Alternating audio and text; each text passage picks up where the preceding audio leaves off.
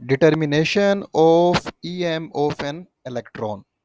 Target क्या है हमारा जी? वो ये है कि हम लोगों ने charge to mass ratio of an electron find करनी है। बड़ा ये इंपॉर्टेंट टॉपिक है। आइए देखें कि कैसे charge to mass ratio of an electron find की जाती है। So determination of charge to mass ratio of an electron. इसको डिटर्मिन के लिए हम सपोज करते हैं कि let a narrow beam of electron moving with a constant speed v be projected at right angle to a known magnetic field B।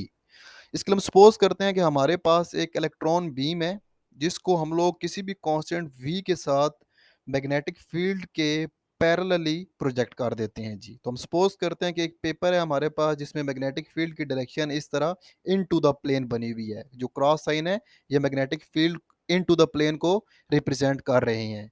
इसके parallelly हम लोगों ने परपेंडिकुलरली एक बीम ऑफ इलेक्ट्रॉन को प्रोजेक्ट किया है। तो ये हमारे पास let's suppose that beam of electron है, ठीक है।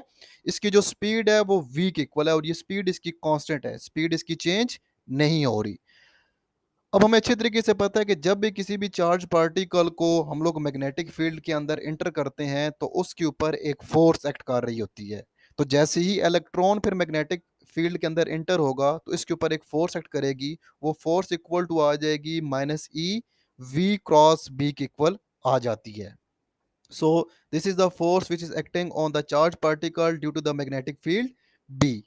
अब ये फोर्स जो होती है याद रखिएगा ये V और B के प्लेन के परपेंडिकुलर होती है। इस बात का क्या मतलब है कि जैसे ही ये चार्ज पार्टिकल इस मैग्नेटिक फील्ड के अंदर इंटर होगा तो इसकी वेलोसिटी अगर इस पॉइंट के ऊपर आप देखेंगे तो इस तरफ होगी। फोर्स और मैग्नेटिक फील्ड ऑलरेडी इनवर्ड है तो फोर्स इसकी फिर आउट ऑफ द प्लेन हमारे पास आएगी, ठीक है।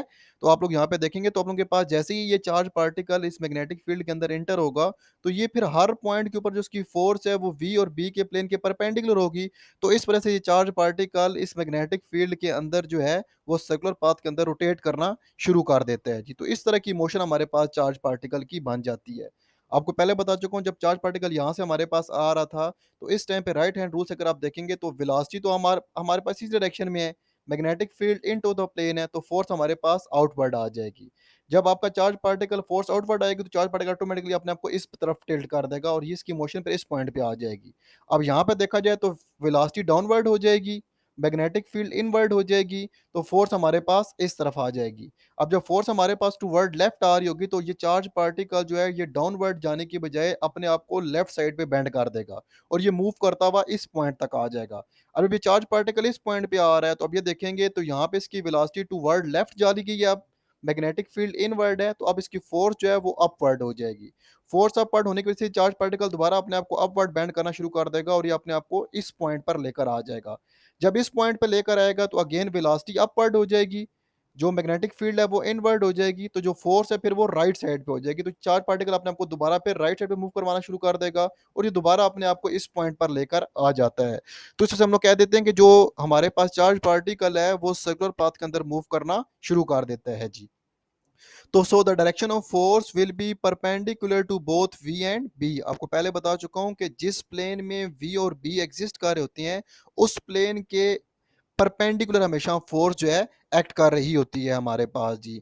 सो has the electron is experience of force that act at right angle to velocity so it will change the direction of velocity. Definitely जब यहाँ पर था तो वेलोसिटी टूवर्ड राइट थी, यहाँ पर आया तो वेलोसिटी डाउनवर्ड हो गई, यहाँ पे वेलोसिटी लेफ्ट साइड पे होगी, यहाँ पे वेलोसिटी अपवर्ड होगी। तो इस फोर्स की वजह से हर पॉइंट के ऊपर वेलोसिटी की डायरेक्शन जो है वो हमारे पास चेंज होती रहती है। लेकिन इसके ऊपर जो फोर्स है वो याद रखिएगा कांस्टेंट रहती है, वो चेंज नहीं होती। अगर इलेक्ट्रॉन के ऊपर चार्ज को मैं क्यू का नाम दे दूं, v इंटू बी हमारे पास बन जाएगा मैक्सिमम फोर्स है, राइट एंगल के ऊपर लग रही है तो साइन 90 डिग्री जब बनेगा तो ऑटोमेटिकली हमारे पास F is equal to q v B equal ही आ जाता है। ये हमारे पास मैग्नीट्यूड बनता है और ये हमारे पास फोर्स जो है कांस्टेंट रहती है, ये चेंज नहीं होती है हमारे पास जी। Under this section of force the electron will move in a circular path as shown in the figure. इसी फोर्स की वजह से जो चार्ज इलेक्ट्रॉन जो है वो सर्कुलर पाथ के अंदर मूव करना शुरू कर देता है। अब हमें अच्छे तरीके से पता है जी कि जब कोई भी चीज सर्कुलर पाथ के अंदर मूव कर रही होती है तो फिर उसके ऊपर एक सेंट्रीपिटल फोर्स भी एक्ट कर रही होती है।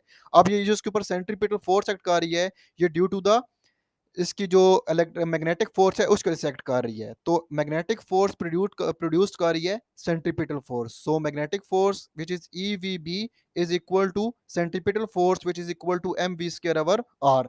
अब इस रिलेशनशिप में अगर आप देखें तो ये जो v है ये इस स्केयर के साथ कैंसिल हो जाएगा। तो जब इसके साथ कैंसिल होगा तो आपके पास फिर क्या चीज बच जाएगी, e B is equal to m v upon r. अब इस रिलेशनशिप के अंदर बी इधर मल्टीप्लाई हो रहा है, आर के साथ जाकर डिवाइड हो जाएगा, एम मल्टीप्लाई हो रहा है ई के साथ जाकर डिवाइड हो जाएगा। तो आपके पास चार्ज टू मास रेशियो फिर इक्वल टू आ जाएगी v divide by B into r हमारे पास बन जाता है। This is equation number 1। अब इस इक्वेशन नंबर 1 के अंदर आप देखें तो ये चार्ज टू मास रेशियो को ही इंडिकेट कर रही है। अगर आपने charge to mass ratio find करनी है तो आपको किस स्पीड के साथ आपने इलेक्ट्रॉन को प्रोजेक्ट किया है वो स्पीड आपको पता होना चाहिए, और इसका रेडियस हमारे पास कितना बनता है जिस सर्कुलर पाथ के अंदर ये मूव करना शुरू कर देता है, वो रेडियस आपको पता चल जाए। बी तो आपको पता है कि आप लोगों ने कितनी इंसर्ट की हुई है मीडियम के अंदर। ये तीनों चीजें अगर आपको पता चल जाए तो आप charge to mass ratio find out कर सकते हैं। अब देखें बी तो हमारे पास एक्सपेरिमेंटली नोन वैल्यू है, वो तो हमें अच्छे तरीके से पता है कि हमने कितनी टेस्ला मैग्नेटिक फील्ड यहाँ पे प्रोवाइड की है, ठीक है, वो तो हम फाइंड कर लेते हैं। तो हमारे पास मसला बच जाता है वेलोसिटी का और इस रेडियस का। तो हम लोगों ने पहले रेडियस और वेलोसिटी को फाइंड कर लेंगे, उनकी वैल्यूज को यहाँ पे सब्स्टिट्यूट कर लेंगे तो हमारे पास चार्ज टू मास रेशियो आ जाती है। तो ये देखते हैं कि आप रेडियस कैसे फाइंड करते हैं। So if we and are known then charge to mass ratio of electron can be determined. Determination of radius, radius को फाइंड करने के लिए क्या तरीका कार होता है जी, the radius is measured by making the path of electron visible. जिस सर्कुलर पाथ के अंदर आपका इलेक्ट्रॉन मूव करता है जब मैग्नेटिक फील्ड के अंदर जाता है, अगर उस पाथ को विजिबल कर दिया जाए तो हमारे पास रेडियस जो है वो फाइंड आउट किया जा सकता है। अब इस पाथ को विजिबल करने के लिए हम लोग क्या करते हैं, this is done by filling a gas tube with a hydrogen gas at low pressure. जिस ट्यूब के अंदर अभी सारा एक्सपेरिमेंट कर रहे होते हैं उस ट्यूब को आप लोग हाइड्रोजन गैस से फिल कर देते हैं। याद रखिएगा एट लो प्रेशर गैस के जो मॉलिक्यूल्स हैं उनका प्रेशर कम से कम आप लोगों ने रखना होता है जी। इससे क्या होता है जी, this tube is placed on a uniform magnetic field of known value. जिस मैग्नेटिक फील्ड के अंदर आप लोग इसको प्लेस करोगे, आपको पहले बता चुका हूं, वो बी आपको नाउन होता है जी। अब जब इलेक्ट्रॉन इस ट्यूब के अंदर इंटर होगा तो वो हमारे पास सर्कुलर पाथ के अंदर मूव करना शुरू कर देता है under the action of magnetic force, जो कि ऑलरेडी हम लोग को अच्छे तरीके से पता है। अब क्योंकि इस ट्यूब के अंदर हमारे पास हाइड्रोजन गैस है तो ये जो इलेक्ट्रॉन्स होंगे फिर ये इस हाइड्रोजन गैस के एटम्स के साथ कोलाइड करना शुरू कर देंगे। जब ये इनके साथ कोलाइड्स करेंगे तो इसकी वजह से जो एटम्स होंगे गैस के वो अपने आप को एक्साइटेड स्टेट में लेके चले जाएंगे और वो वहां से लाइट इमिट करेंगे। अब जहां-जहां से उसके साथ इलेक्ट्रॉन कोलाइड करेगा, याद रखिएगा वो जगह फिर ब्राइट होती जाएगी। इलेक्ट्रॉन सर्कुलर पाथ के अंदर मूव कर रहा है तो वो डेफिनेटली एक सर्कुलर ब्राइट फिर रिंग बना देगा। तो वहां से आप लोग इस रिंग की मदद से आप लोग उसका रेडियस जो है वो इजीली फाइंड आउट कर सकते हैं।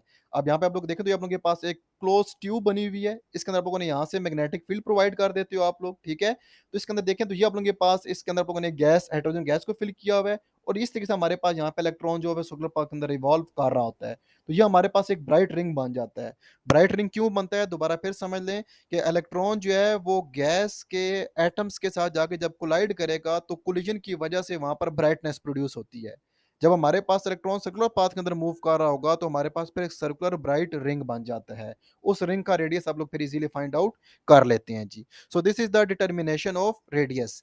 Next target is determination of speed और वेलोसिटी। तो हम लोगों ने मेजरमेंट ऑफ वेलोसिटी करनी है जी। So if v is the potential difference supplied by the battery then the potential energy supplied by the battery to the electron. हमें अच्छे तरीके से पता है कि अगर जो बैटरी हम लोग यहाँ पे प्रोवाइड कर रहे हैं अगर उसका पोटेंशियल जो है वो लेट्स सपोज दैट v के इक्वल हो जाए तो फिर इलेक्ट्रॉन्स को कितनी पोटेंशियल एनर्जी मिल रही है वो इक्वल टू बन जाएगा e इंटू वी के इक्वल बन जाता है।